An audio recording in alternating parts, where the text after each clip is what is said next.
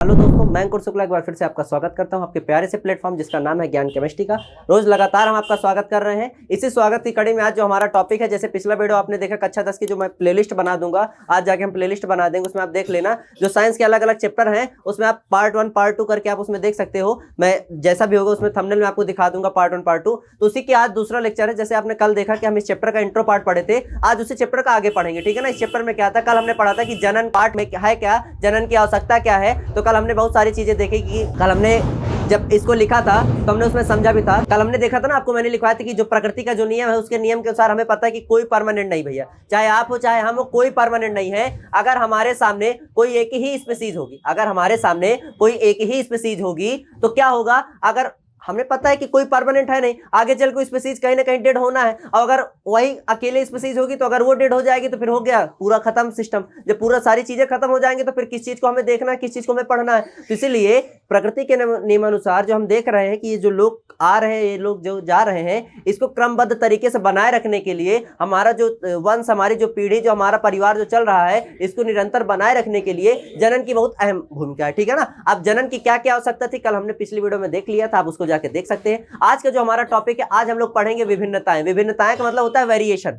भाई वेरिएशन क्यों जरूरी है, विभिन्नता मतलब अलग अलग। अब जैसे कि मान लीजिए अगर आपसे मैं कह दूं, अगर एक घर में 10 लोग हैं, 10 का 10 का नाम हम एक नाम रख दे। मान लो हमने एक नाम चुना और उस नाम को मान लो हमने कह दिया कि सुरेश। अब 10 व्यक्ति हैं, 10 का 10 व्यक्ति का नाम सुरेश रख दिए। अब घर में अगर उसी घर के सदस्य, अगर हमने सुबह सुबह किसी को बुलाया सुरेश, तो अब ये नहीं समझ में आएगा कि भाई किस सुरेश की बात कर रहे हैं। अगर आपको उसमें विभिन्नता वो करनी है तो कहीं ना कहीं अगर आपको उसमें विभिन्नता उसको पहचानना, तो कुछ ना कुछ आपको आगे लगाना पड़ेगा। सुरेश पार्ट 1, ये सुरेश जो छोटा वाला है, सुरेश जो बड़े वाले, ऐसे करके कुछ ना कुछ आपको उसमें ऐड करना पड़ेगा। लेकिन अगर आप सोचे खाली सुरेश बोल करके अगर आप किसी को बुला ले तो उसमें सामने वाले को भी दिक्कत होगी कि किसे बुला रहे हैं, और हमें भी दिक्कत होगी। ये भी है। अब जैसे कि आपको केमिस्ट्री में पढ़ाया जाता है ना नामकरण, कि भाई नामकरण क्यों जरूरी, नामकरण से जरूरी कि चीजों को पहचानने के लिए। आप किसी ठेलिया में गए, कह दो भैया वो दे दीजिए, कहते वो का, कहते वो दे दीजिए, कहते वो का, ले मैं लपटी उजा कह डालो, कह दो भाई हम वो मांगा रहे हो, कहीं नहीं वो मांगा रहे, वो है क्या पता नहीं। इसी तरह यहाँ पे भी है, विभिन्नताएं बहुत जरूरी है। तो कॉपी पेन शुरू कीजिए और कॉपी पेन में हेडिंग बना लीजिए विभिन्नताएं। अब सुनो, विभिन्नताएं होती कैसी हैं। अब विभिन्नताएं होती कैसी हैं, कुछ विभिन्नताएं तो हमें जन्म से मिलती हैं। मेरी बात जरा ध्यान सुनिए। कुछ विभिन्नता क्या होती हैं, हमें जन्म से मिलती है। हमें पता है कि हमारा जो वंश, हमारी जो पीढ़ी है, हमारी पीढ़ी में क्या है कि लोग ज्यादातर हम देखते हैं कि हमारी पीढ़ी में जैसे होता है ना कि लोग कहते हैं कि अपने पापा को पढ़ा है, कि अपनी मम्मी को पढ़ा है। मतलब आप अगर देखें तो अगर एक परिवार के लोग हैं तो हल्का, बहुत ज्यादा नहीं लेकिन हल्का हल्का क्या होता है कि उनका फेस उनके परिवार के सदस्यों से मिलता रहता है। उनका फेस क्या होता है, उनके परिवार के सदस्यों से मिलता जुलता रहता है। और कुछ क्या होते हैं कि जन्म, ये तो जन्म से पहले का है, और कुछ होते हैं जन्म के बाद। जन्म के बाद विभिन्नता कैसे आ जाती है, जैसे तुम जन्म के बाद, पहले तुम मान लो कैसे भी तुम्हारा बाल था, कैसा क्या था, लेकिन जन्म के बाद तुमने क्या किया, बहुत सारा पैसा खर्चा करके। तो अब जैसे होता ना कि भाई बचपन से ही बड़े हो गए, देखते देखते इनके बाल घुंघराले हैं, लेकिन बहुत सारा पैसा खर्चा करके तुमने इस बाल, ये भैया तुमने बाल को क्या एकदम सीधे करा दिया। बाल आपके 55 से काले हैं, आपने उसमें पता नहीं कौन से क्रीम, कौन से डाई लगाए, बाल कैसे हो गए, भूरे हो गए, ठीक है ना। तो बहुत सारी चीजें हैं, ये जो विभिन्नता है इन्हीं को आज हमें देखना है कि इनकी आवश्यकता क्यों पड़ी। तो लिखिएगा विभिन्नता हेडिंग में, जिसको हम लोग वेरिएशन बोलते, क्या बोलते हैं, वेरिएशन। लिखिएगा जीवों की आकार की और शरीर की में उत्पन्न परिवर्तन ही विभिन्नताएं कहलाती हैं। देखो हमने क्या समझा कि जीवों में आकार की, एकदम ध्यान समझना, आकार की मतलब उनके आकार में, और शरीर की उनके शरीर में जो विभिन्न, मतलब उनके शरीर में जो कुछ ना कुछ विभिन्नता, जो कुछ ना कुछ अलग अलग चीजें देखने को मिलती हैं, वही हमारी क्या होती, विभिन्नताएं होती। आपने क्या लिखा कि जीवों की आकार की और शरीर की। आकार की मतलब क्या होता है कि उनके आकार में, शरीर की मतलब उनके शरीर में जो परिवर्तन होते रहते हैं, वही हमारा क्या कहलाता है, वेरिएशन या विभिन्नताएं। समझ में आया। आगे लिखिएगा, हाँ पैराग्राफ छोड़ करके लिखिएगा, ये जैव विकास के लिए उपयोगी व आवश्यक है। भाई किसी भी जीवन के विकास के लिए उपयोगी भी है, आवश्यक भी है।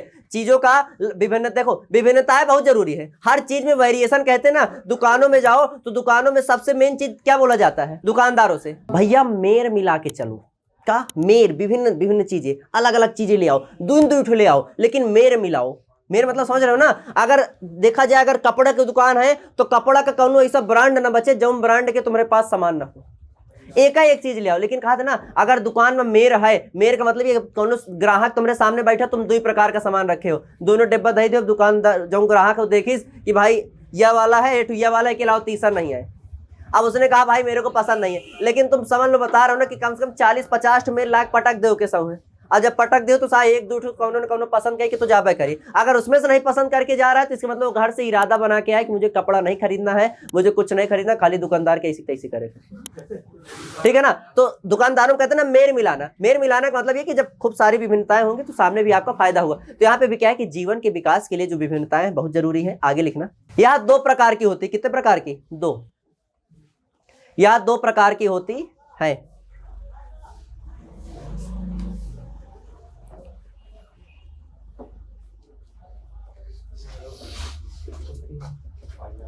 आंखों से दूर ना हो, दिल से उतर जाएगा।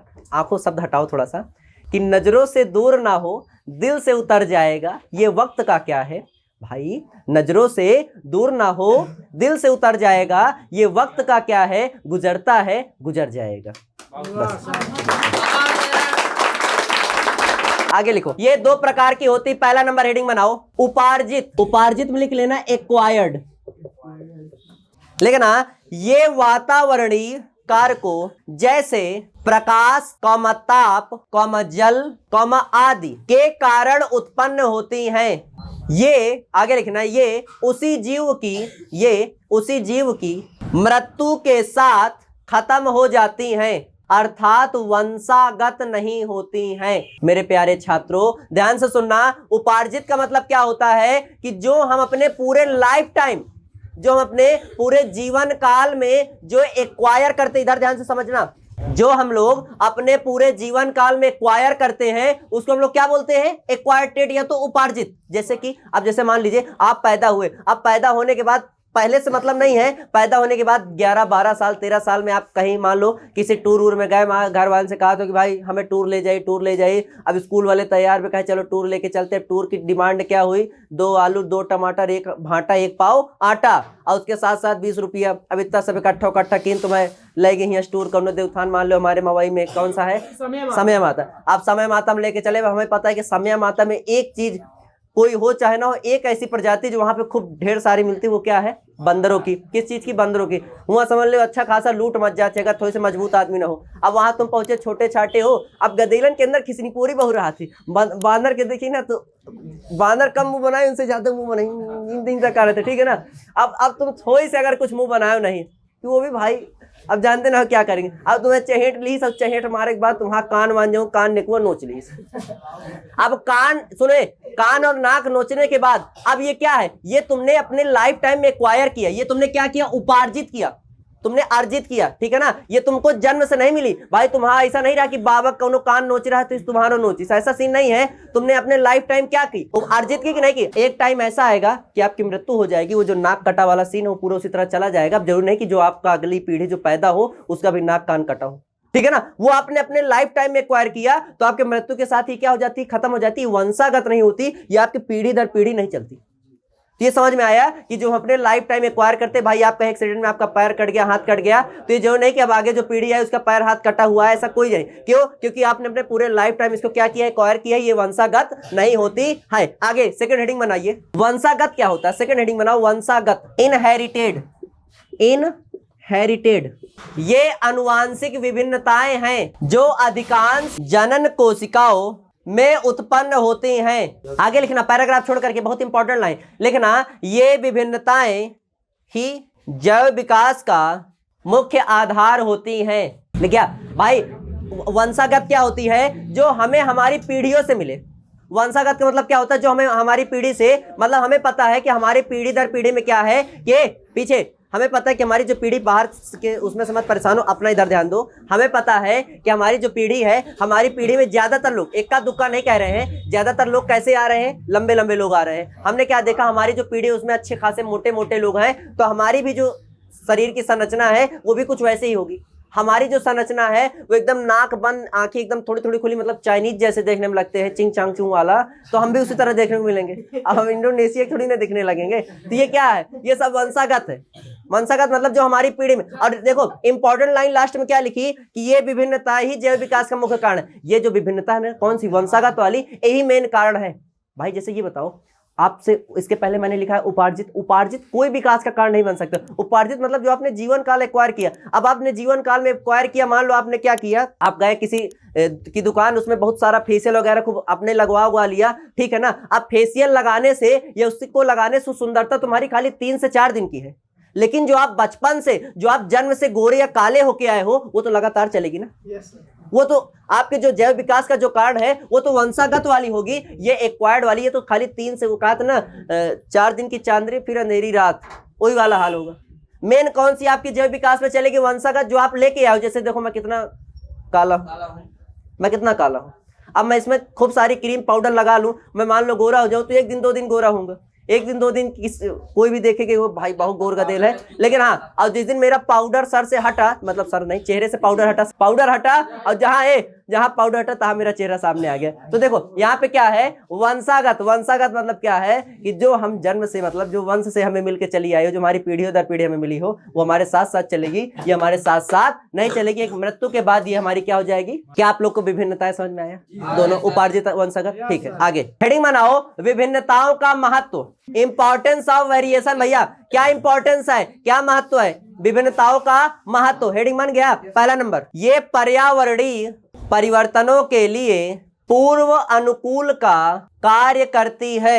दूसरा बिंदु लिखिएगा, ये जाति का अस्तित्व बनाए रखने में सहायक होती है। अगला, इनके द्वारा नए लक्षणों का विकास होता है। चौथा लिखो, लिखना ये उन्नत जातियों के निर्माण एवं, मैं जब बोला ये लिखाया करूं तो रफ पेन लिख, मतलब साथ में बैठ के तब लिखा करो, ठीक है ना। ये उन्नत जातियों के निर्माण एवं जैव विकास में सहायक होता है। अब सुनो, वेरिएशन एक बार और आपको बता दूं, वेरिएशन का मतलब है क्या भैया? विभिन्नताएं जरूरी क्यों? जैव विकास के जीव है, उसके जैव विकास के लिए जो विभिन्नताएं हैं बहुत जरूरी है। आप लोगों से रिक्वेस्ट है कि इस वीडियो को ज्यादा से ज्यादा लोगों तक शेयर करें, क्योंकि ये वीडियो बहुत इंपॉर्टेंट है बोर्ड एग्जाम से जुड़े हुए।